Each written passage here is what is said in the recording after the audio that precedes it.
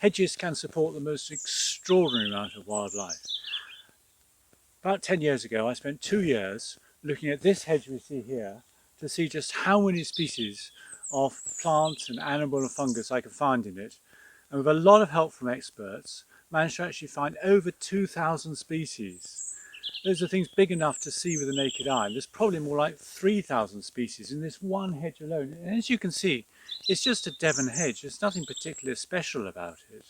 And just imagine though how many whole species, a whole network of hedge might contain. Vast numbers. This hedge is one that I cut on a 3-year rotation, sometimes 4 years. And so our contractor comes in every 3 years and cuts it back in the autumn. And I have laid it once when we first came here about 20 years ago, but now it's an ideal state for wildlife and I'm very pleased with it. It's September now and we can see here in the hedge here actually a breeding nest of Hazel Dormouse. Fairly typical position actually in the cut line where it has been flailed in the past, and you get these multiple stems growing up, providing real security for the dormouse. And remember, the dormouse spend most of their lives asleep. See where it is, this hedge, this nest, right on the edge of the hedge. If this is cut back now hard with a flail mower, the nest will be destroyed. Even if it's cut back, some way out, there'll inevitably be big disturbance and the nest will be deserted. It's quite probable that this nest actually has juveniles in it at the moment. So if you can possibly not cut in September, but leave cutting as late in the year as possible, certainly October. I know here in Devon it's difficult to cut many hedges in the late winter because the ground's too soft. But here we are, actually this one is beside a lane and there is hard standing for the tractor, and so it will be cut quite comfortably in January or February, and that would save these dormice. So please, if you can, give your hedges a few inches, don't cut in September, and give the dormice a chance. In these days when we're all talking about climate change and what we can do to reduce the rate at which it happens, one thing we can think about is letting our hedges grow a little bit taller and a little bit wider because they're going to store more carbon. But in particular, of course, if we can let the hedgerow trees grow, they're the things with most carbon within them. And in terms of climate change, they're useful in that respect, not just for soaking up carbon, but also for the shade they provide, and particularly for cattle during hot summer sunny days. They can be invaluable. Hedgerow trees, they do cost, I do understand that, particularly in terms of when you're cutting hedges. It takes longer to cut a hedge with a flail trimmer with trees than without trees, because you have to spend extra time going around the trees. But for all that, I do think it's absolutely worth it. And those trees can be managed in the future so they're not an obstacle to cropping the land, and they don't shade out any growth, and so they become an asset rather than a problem. If you have hedgerow trees, the research shows you get a lot more wildlife of all sorts. So it's really important that we should encourage them, particularly now that we're losing so many because of ash dieback. When you're trying to establish new trees in hedgerows, it's often easiest to select existing saplings and shoots and protect them and allow them to grow on to maturity.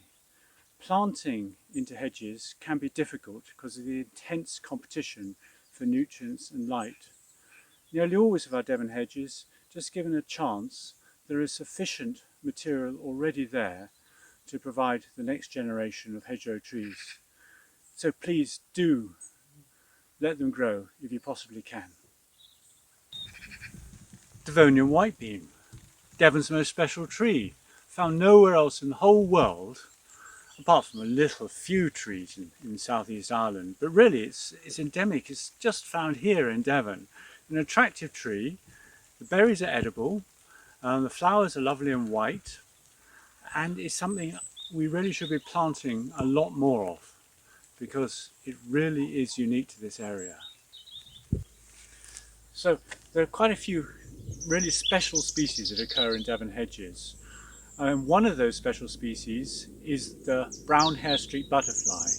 It's a butterfly that's really very elusive, and so you don't often see it, but in point of fact it's fairly widespread over northern Devon, and we're very fortunate still to have it. It's a butterfly that lays its eggs only on blackthorn and nearly always in hedges, and it lays its eggs actually at the junction between last year's and this year's growth. This does mean that if you come along and cut your hedges back hard every year, you're going to remove all those eggs and the brown hair streak population will crash. And that's believed to be, that hard annual hedge cutting is believed to be the main reason why this species has crashed in numbers over the last decade or two. Guelder roseberries, don't they look magnificent?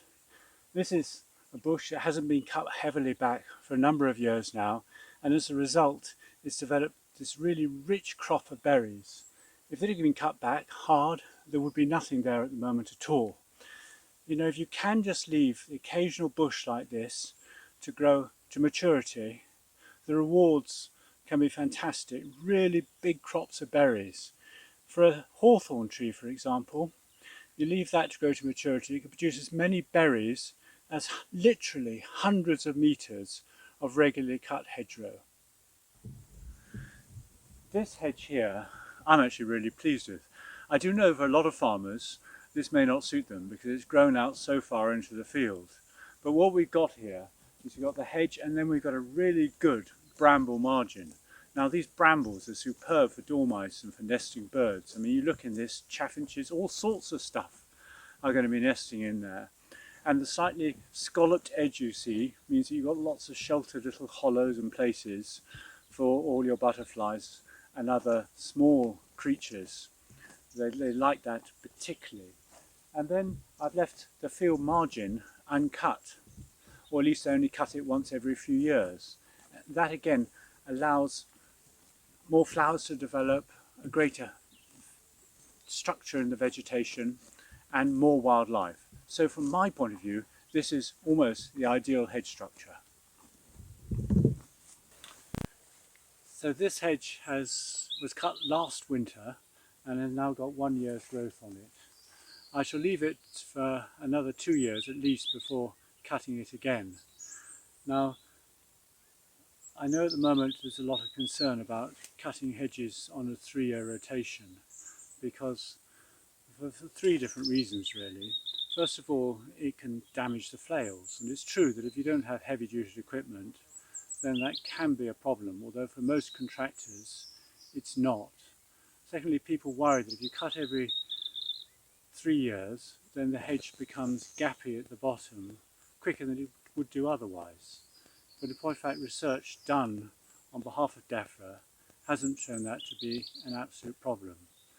And the third reason is that people often find that the cut ends when you're cutting a hedgerow, once every 3 years, there's a lot of splintering and fracturing, and they worry that that introduces disease and rot into the trees and they die out.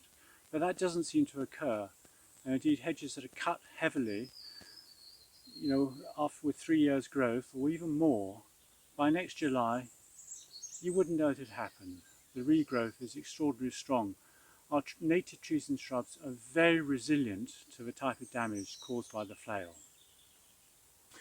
So here's a hedge which has been cut with a flail cutter just recently. Now I'm all in favour of flail cutting. This is on our farm and it needed doing to preserve the view from a building.